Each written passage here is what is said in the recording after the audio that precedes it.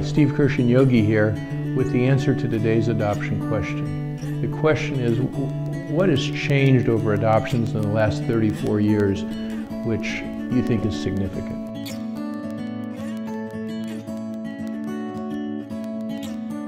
The answer is that when I first started handling adoptions 34 years ago, they were a bit less complicated because living expenses were not part of the process.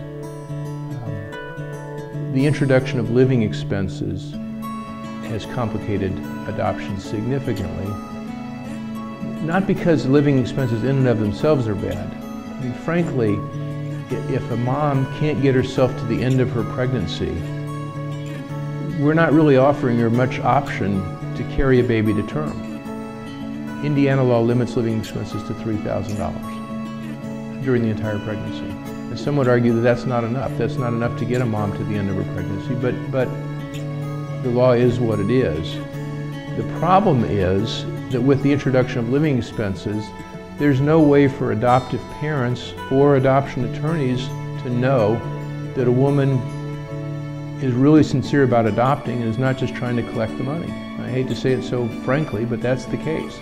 Now, because we've had so much experience at Kirsh and Kirsh, we have a pretty good sense of who's being honest with us and who's not, but it's not perfect and we make mistakes. There's no way to know for sure. We have some moms who seem very motivated by money who proceed with the adoption, and we have other moms who seem very motivated by the money who never intended to proceed with the adoption, and we don't ever know until the baby's born what was her real motivation.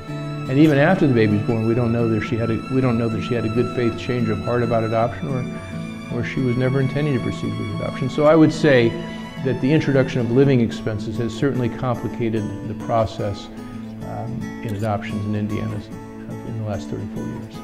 I hope that's helpful. Yogi and I are always here to answer questions as you have them.